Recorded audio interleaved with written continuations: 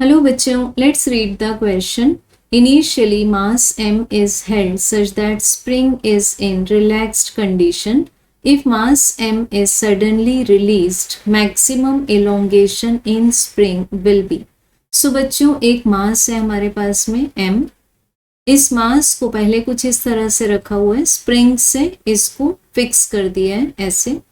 ये है हमारे पास मास m और ये है स्प्रिंग. मान लेते हैं स्प्रिंग का स्प्रिंग कांस्टेंट है k.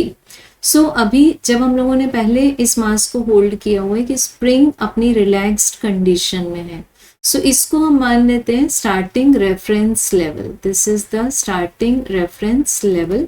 अब मास m को सडनली रिलीज किया, तो जब हम मास m को रिलीज करेंगे तो ये जो मास m है ग्राउंड के रिस्पेक्ट में अपनी कुछ पोटेंशियल एनर्जी को लूज करेगा.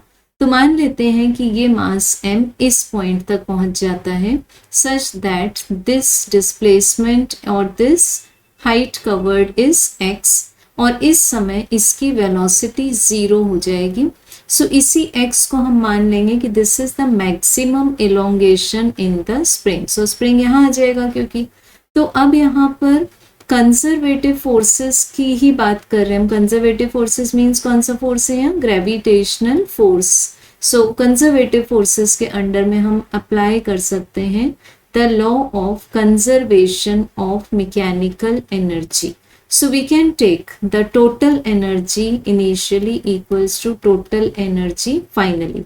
So initial total energy क्या है हमारे पास में कि ये जो स्प्रिंग था ये तो अपनी नेचुरल लेंथ में है, अनस्ट्रेच्ड है, और ये जो मास m है इसके पास में सिर्फ कौन सी एनर्जी स्टोर्ड है अभी? Only the potential energy with respect to ground. तो मान लेते हैं इनिशियली ये ग्राउंड से h हाइट पर था तो इसके पास पोटेंशियल एनर्जी थी mgh.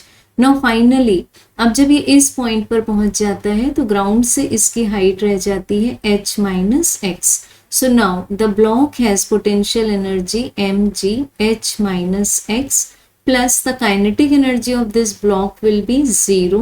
Simultaneously, the elastic potential energy stored in the spring due to the elongation x. तो हम इस potential energy को ले लेते हैं स्प्रिंग में जो स्टोर हो चुकी हाफ k x स्क्वायर.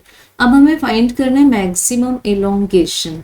सो हम निकाल सकते हैं अगर हम पुट कर दें x को कुछ सब्सक्रिप्ट के साथ. मान लेते हैं कि x नॉट मैक्सिमम एलोंगेशन है. So this will be mgh equals to mgh minus mgx naught plus half kx naught square. So mgh will cancel from both the sides and mgx naught equals to आ जाएगा half kx naught square. So x naught will cancel और हमें x naught का answer मिल जाएगा यहाँ से 2mg divided by k. So we can get that correct answer is option number 2. Thank you.